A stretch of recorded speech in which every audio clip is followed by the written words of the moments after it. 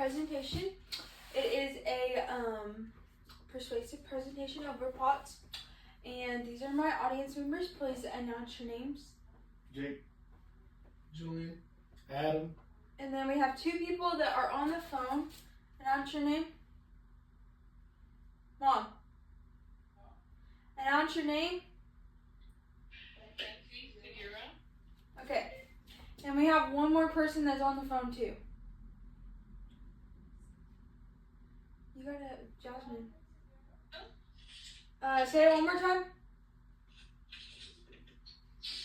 Jasmine Figueroa. Okay, thank you. Alright. So, okay, imagine waking up knowing that you could possibly faint every single day. Millions of POTS patients face that every single day, and it's because POTS is misunderstood and often misdiagnosed. So the National Institute of Neurological Disorders, they have an article about what is POTS. So POTS is tachycardia, which is whenever your heart rate increases by 30 beats per minute or it's over 100 beats per minute. And this is often caused by the change of position, so standing up or sitting down, exercising because your heart rate's already high and then it can make it go higher. Next, we're going to do the Johns Hopkins. Okay, so Johns Hopkins Medicine came out with this article about the symptoms of POTS. Some of the symptoms are fainting, blood pooling, lightheadedness, there's like headache, all kinds of stuff. And then this image shows blood pooling, which is one of the symptoms, and it's whenever your blood isn't circulating that well.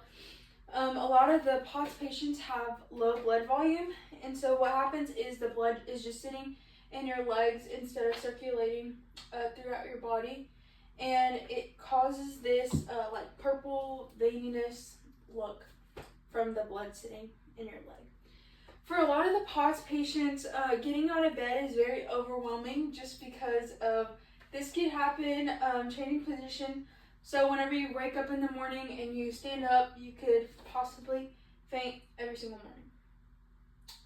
Misunderstood and misdiagnosed. So the National Institute of Health says that POTS patients, there's actually 1 to 3 million people that suffer with POTS. However, there could be possibly more, but it's just not talked about. There's not enough awareness, there's not enough research, and then, so actually, I had POTS whenever I was younger, and it was misdiagnosed a bunch of times, and then a couple of years later, my symptoms started coming back, and I found out through TikTok, actually, because I seen this girl. She posted a TikTok of the gym, and she was passing out, and I was wondering, because I had that too. And so I brought it up to my doctor, and they performed this test that diagnoses you, and then I got diagnosed with it. But I would have known years ago if I would have heard about it, realized the signs and symptoms, and someone would have made me aware of the disorder.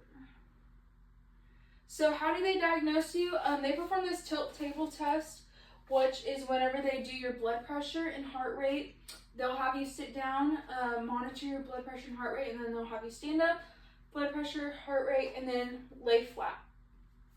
So how they diagnose you is from standing up to sitting down, your heart rate should elevate, and then your blood pressure should actually drop. So it causes this weird like inverse effect, and then that's how they diagnose the POTS patients. And then this is from the Healthcare Utah Education. Lastly, we're going to be talking about raising awareness. Spread awareness by sharing what I've shared with you today about the signs, the symptoms, how to recognize it. If someone you know that has these symptoms but they don't officially know or they don't have a diagnosis for what they're going through, please tell them about POTS so we can raise awareness and they can get help They need, instead of taking the average, which is a long time, takes average for years to get patients diagnosed. Not only that, it can be mimicked as anemia, thyroid disorders, and sometimes it's actually caused after COVID or like a big virus that takes a toll on your body. It could have this afterwards. Anyway, thank you guys for tuning in to my presentation today.